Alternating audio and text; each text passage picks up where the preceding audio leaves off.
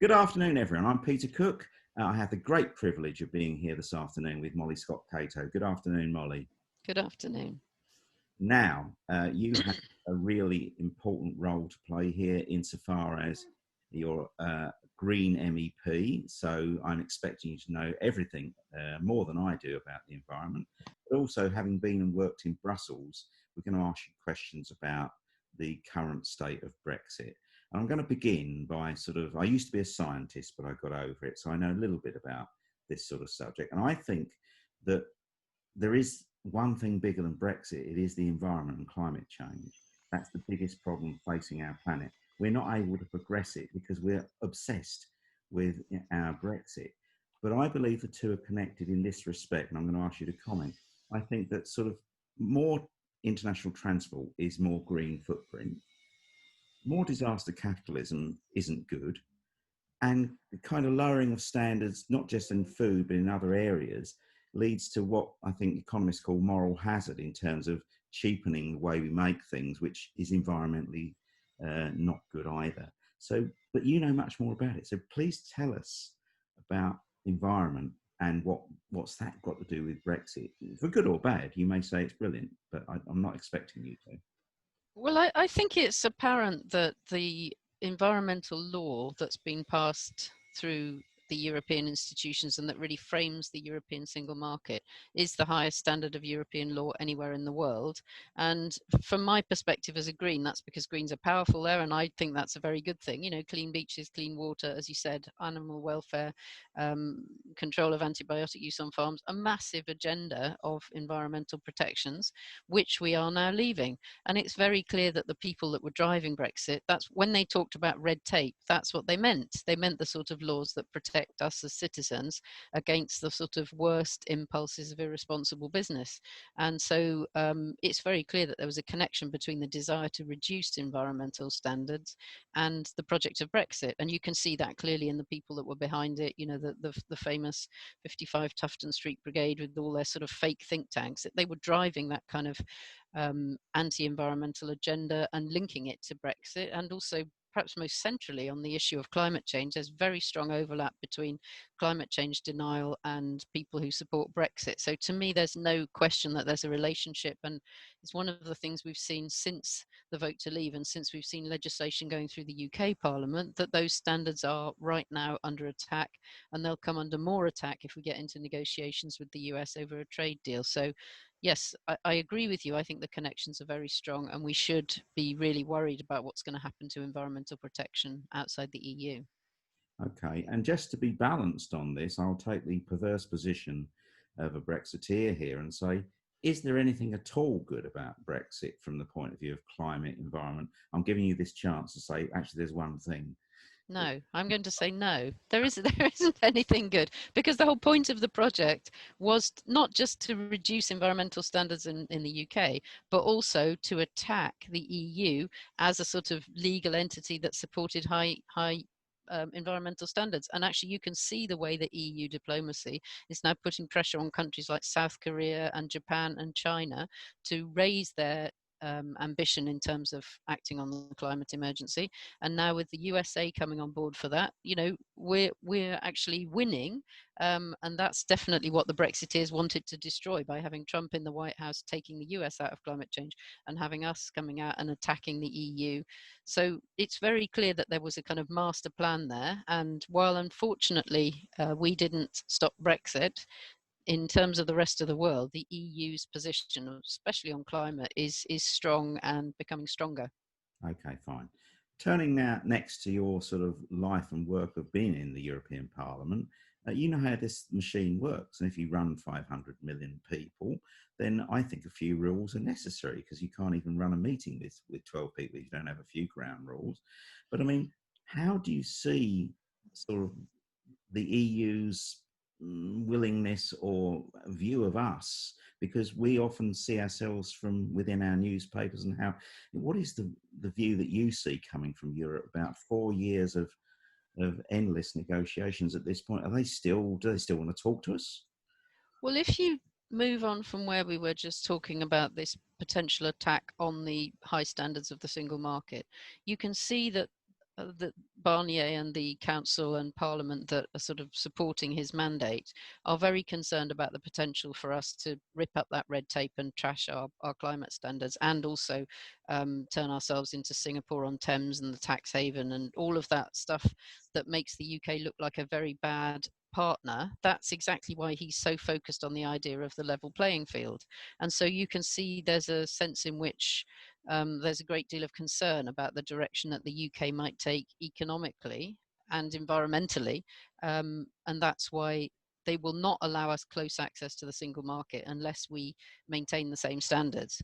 But I would say that more pragmatically, they're quite aware of the fact that the majority of British people now want to stay in the EU, and they're also, they know they have to get on with us. We're part of Europe, we always will be, and so I think there's an understanding that there are certain irresponsible politicians in government here now, and I think the level of shock and horror, in a way, about the way some of our politicians have responded, you know, it really surprised me. There's always a diplomatic politeness, but to put your party and personal advantage ahead of your national advantage is something that very few politicians do in the way the Brexiteers have done and the Vote Leave Brigade. And that was seen very clearly in the EU. And I think people were genuinely shocked at how bad our politics had become and has become. And that, I'm afraid, persists. But I think people are able to separate that from their very warm feelings towards us British citizens,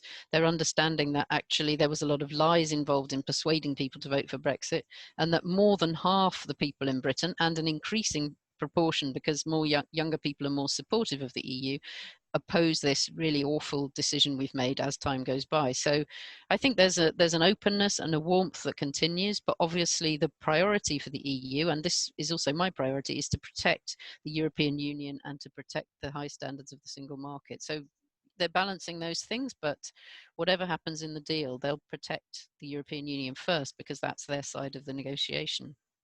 Absolutely, I absolutely agree. The first job of any enterprise is to look after itself.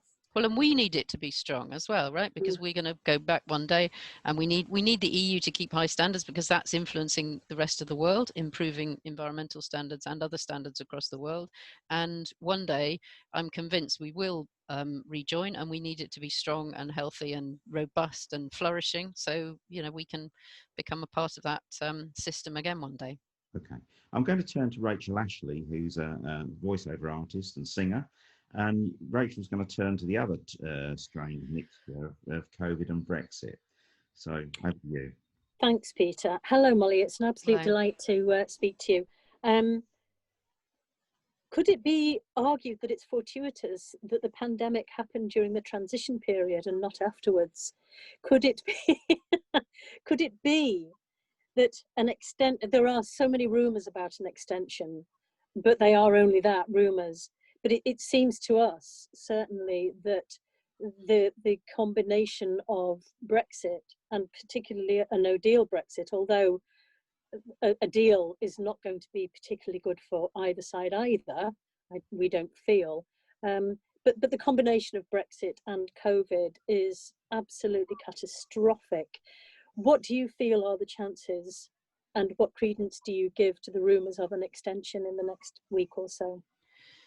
Well, to me, it's a tragedy that COVID didn't come 3 months sooner, because I think if it had come in November last year, we would have stopped Brexit. And so, you can see that as glass half full, glass half empty. But I'm afraid for me with Brexit, the glass is definitely completely empty. So it was very strange timing, because as an MEP, my mandate came to an end at the end of January, and that was just when the world was waking up to the threat from COVID-19. Of course, our government was asleep because they were celebrating having got Brexit done. And then I was out of a job and heartbroken and all of that stuff. And by the time I emerged from all of that, suddenly we were in a pandemic. So, it's very strange timing, and nobody would have wished either of these things on the UK. They're both catastrophic in economic terms, and the combination is really disastrous. So, I mean, at the top level, we may well see problems with, the Pfizer vaccine's made in Belgium, as you know. There's perfect possibility we might face difficulties importing that. We're going to see problems, you know, that Kent becoming the toilet of the country, and lorries stuck there, and all those sorts of problems are inevitable. But there's just such a range of those. For example, I worked on VAT as an MEP, and most businesses haven't got any idea of the complexity of the regime they're going to have to be involved with. So there's just 1,001 things on that level, and obviously there's going to be interplay between those and what's happening with COVID at the practical level. But then in terms of the economy, both these disasters coming our way are going to seriously undermine our employment situation. You know, lots of jobs being destroyed by COVID, other jobs being destroyed by Brexit. You may have seen in the past few days that they haven't negotiated equivalence deals for the city, which means a lot of the work, financial activity that was taking place in financial firms in the city will not be able to be done there after December.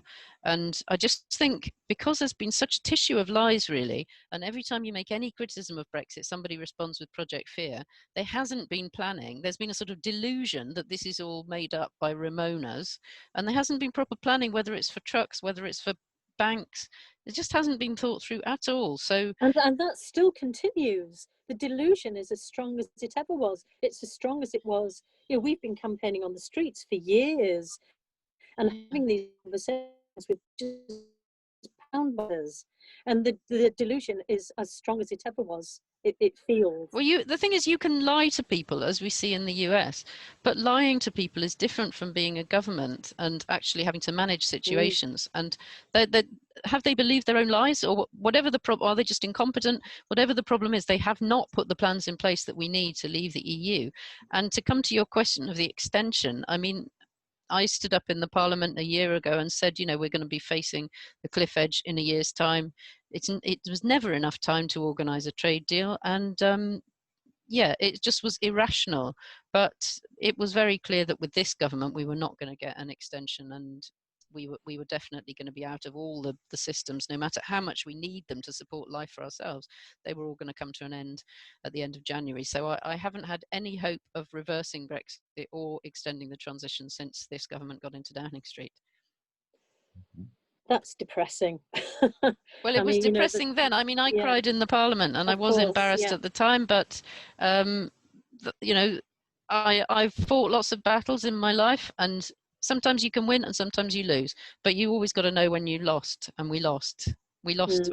We lost. We were nearly winning, you know, but the decision by the Lib Dems and the Scottish Nationalists to give Johnson his election, that was the end. And then I fought through the election, as I'm sure you all did, but once we lost that election, that was the end. And now we have to go through the pain of Brexit. And like I said, I'm convinced that at one point that decision will be reversed, but it won't be reversed until these delusions have been destroyed by the reality of what's coming. And I don't like that, and I don't wish it on anybody, but I don't see any other alternative now to pointing out to people why it's a bad thing. Yeah, I don't think people realise just how bad things are going to get.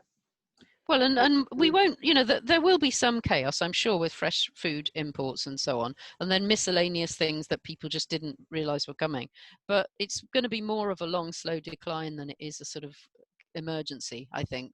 There will be some element of emergency, obviously exacerbated by COVID, but it'll be just, you know, people not being involved in research deals, finance being, you know, other financial centres taking work away from London. Just a whole range of different things. Farmers, you know, not being able to export and going out of business. A whole range of drip things that just depresses our economy and pushes us backwards as a country. Indeed, and that leads us on to Catherine. Speaking of boiled frogs, I've compared a deal and no deal as being either a slow death or a rapid death. But Catherine, you have some questions about... I have, yes. Good afternoon, Molly. Nice to meet you. I guess my first question sounds very straightforward, but could be very complicated to answer. Is there a good Brexit? And if there is, can the Conservative Party agree on what it is?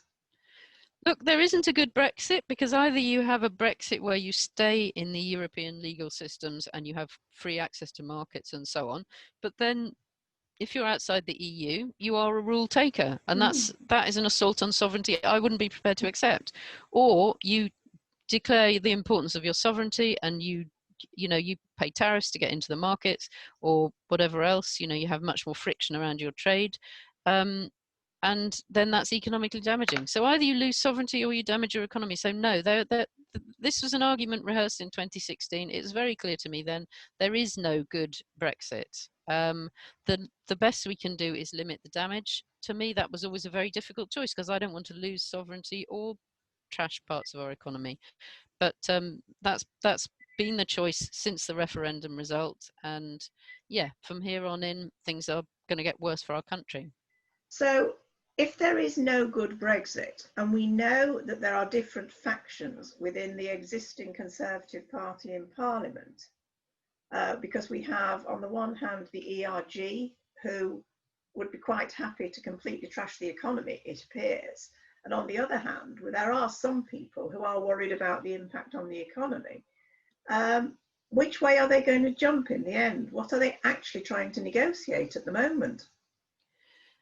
Well, I think all the reasonable, pragmatic, old-style Conservatives have gone now. Either they've joined the Lib Dems and lost their seats, or they had the whip withdrawn and lost their seats, or they just, some of them are still there, but just keep their heads down because they can see which way the wind's blowing. So there's nobody of that school with any power now in the Conservative Party. In fact, you can see from the way the cabinet's been arranged that the first principle is loyalty to Johnson, loyalty to Brexit. So we are going to get the most extreme form of Brexit. I would say in terms of the deal, there's a lot of chat about deal or no deal, but at this point, there's not much difference between deal or no deal. A lot of the damage will be done by any kind of deal that those sort of Conservatives are going to negotiate. So my guess is there will be a deal. Johnson will compromise on some things and then, portray that as a massive victory like he did last time around.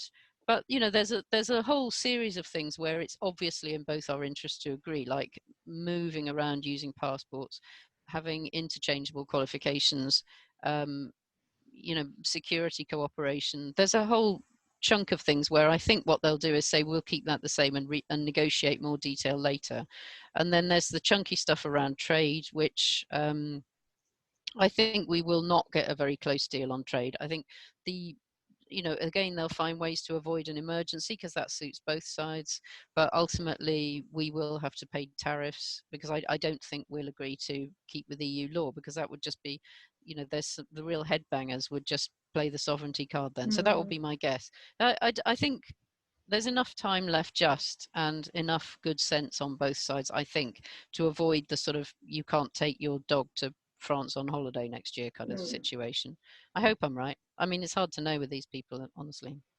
So, I suppose the most damaging to the British economy would be if any sort of trade deal didn't cover services or only covered goods. Well, it won't cover services. You can't really have that kind of trade deal to cover all the services. So already you see in the case of financial services, we've lost the passport thing definitely, and we probably won't get equivalence regime either. So huge amounts of our exports, which were services, are bound to disappear now, and a lot of them have already been offshored to subsidiaries set up by the various banks and legal firms and so on.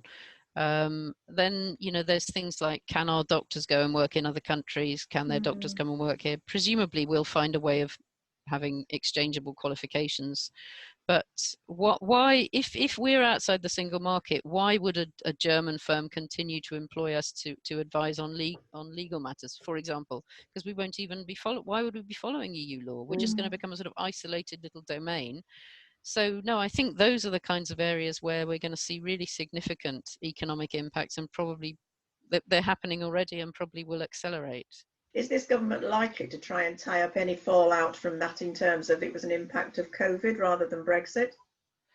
I don't really know about that. I feel like there's such a shit show, if you don't mind me using that expression, on every possible front at the moment. And I think we're going to be way beyond trying to analyse what caused what, quite honestly. by this time next year, we're going to be clinging onto our turnips, aren't we? No, it's not quite that bad. But I am glad I live in a place where there's plenty of agriculture nearby. I've got to say, I wouldn't want to be sort of, in the middle of a city particularly. So yeah, COVID, I mean, it's obvious that the things are interacting anyway, because we're suffering worse from COVID in terms of mortality and in terms of economic hit, because we've got a completely incompetent government that is only there because of Brexit. And like I said, you know, I mean, we wouldn't have Matt Hancock as health secretary if it hadn't been for Brexit. You know, the competence level of the government is really suppressed by the fact that you can only be a cabinet member if you sign up to a project which is irrational and destructive. So, you know, that rather weeds out anybody that's of any use or competence or education or anything else, doesn't it?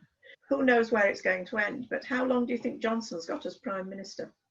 Well, I think there's an interesting reflection on the demise of Kane and Cummings, which is, it's possible that Johnson's already decided to buckle in the other direction on the negotiations and scrap some of the rhetoric around sovereignty, and they're not prepared to live with that. I mean, if it was me, that was why I would resign. I'm sorry to say that I think with them it's probably much more of a sort of huff, you know. It's probably more like you know, sort of Caligula, and they had a row with Carrie Symonds over the roast partridge or whatever the hell it is. So yeah, but it's just possible that that's what the row's about, because whatever Johnson decides to do, slightly tough, they play both sides against the middle, and when you actually put something on the dotted line and sign it, you do have to stick to it. Although of course in their case they put something on the dotted line and then announced they were going to renege on it. So that is also, I mean, when that happens, you just feel like, well, anything's possible. Yes. Hey, we're very nearly at 20 minutes, so I'm going to draw this to the final question. Now, I'm to quote REM, it's the end of the world as we know it, but I don't feel fine, actually. We are, of course, still trying to motivate people to, you know, consistently point out the problems with Brexit, and indeed to hold them to account. And many of them actually have walked away, you know, feeling like it's hopeless. So you've accurately described all the moving parts of the machine and how they're all interrelated. And if you move one thing, you get a problem somewhere else. But I mean, what can people do, in your opinion, Molly, about, you know, what should they be doing in the next few months? I think we've got a number of fairly clear responsibilities, if not duties. And one of them is to keep identifying the causes of the calamities that are coming as being Brexit. That's very important, because there will be a lot of lying and confusion and deliberate obfuscation around what's happening as we see economic consequences of Brexit. So it's definitely a job for us to be very clear about the fact, you know, that wasn't caused by COVID or just like an accident. It was very clearly a result of the decision around Brexit. That's one important thing that we need to do. And I think the other thing is to be very clear around the responsibility this government holds, obviously for COVID, but also very strongly for Brexit. And the other thing is, I mean, I'm on the Council of the European Movement, and I think it's useful to join up to that organisation. I haven't found another organisation that is in exactly the right place, but the European Movement is an organisation dedicated to keeping us close to Europe. They've done that since 1949. They, you know, encouraged us to join the European Union. They fought against Brexit. Now they're the right organisation, I think, to continue to keep close relationships going, and that's what they intend to do. And it's a large and growing organization. And then the other thing is just maintaining relationships through professional and business organizations and through twinning and on a personal level, because it's really quite disturbing how rapidly we've sort of sped away from the EU just because there's all sorts of things we're not a part of anymore. And obviously I notice that very strongly as an MEP. Of course, I've still got my friends and connections and so on, but all the day-to-day stuff I was following, you know, it just has less and less to do with my life. And so it's hard to keep that connection. So I think we have to find deliberate ways of doing that, you know, through business organizations that don't depend on membership of the EU. Definitely making sure that our young people feel themselves to be Europeans because they understand different European countries, that schools rebuild those sort of twinning associations that we didn't need when we were members of the EU, and just, you know, on a personal level, maintain the connections that we have and really deliberately maintain them, because we're, you know, the risk of us becoming isolated is very real, I think, and there's not going to be any effort from government to keep relationships with the EU strong, whatever the rhetoric around, you know, European friends and so on. You have to, if you're not in the EU, you have to build those relationships on a daily basis. So I think we've all got a responsibility for that as well. And it's not like that's not fun, you know, that might be having a wine tasting tour of the Loire or something. So it's enjoyable things, but it's making that deliberate effort, especially with younger people, that they are making those European connections that we were able to take for granted. Okay, thank you. Now, I must endorse your European movement thing. I'm myself a member, and my son works for the European movement. I think he works for them, not against them. I never know, but children, that's a subject for another day. Have you any? Well, our group is affiliated to the European movement. Yeah, well, it's good to see actually all those movements coming. It's almost like we're building the movement we needed in 2016.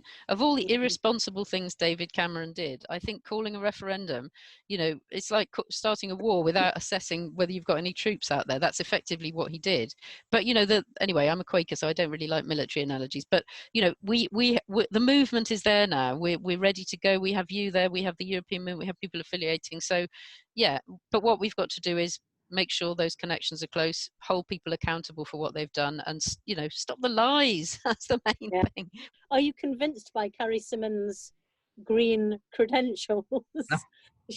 I mean, that's the fluffy bunny stuff. I mean, we're not going to sort out the problems with the climate and the environment without significant structural change. And I've never met a Tory. Actually, I tell a lie, Zach Goldsmith is in for significant structural change, but mostly they think it's just about joining a charity and giving somebody some money. You know, there's really serious structural changes that need to happen.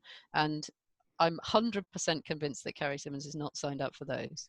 Okay. Well, no, I mean, I think that a lot of this has been driven by the oil oligarchs, and it's that oil money, the money that was made in oil over the last several decades, that seems to be behind the Tufton Street think tanks, etc. So they are losing, though. Very definitely. Yeah, but we shouldn't despair. You know, the money markets are moving against oil and gas now, not fast enough, but in a very determined and deliberate way. So, yeah, I think it's a real tragedy that we're on the wrong end of this at the moment. But the world is generally moving in the right direction, and at some point we'll have to get back with the program.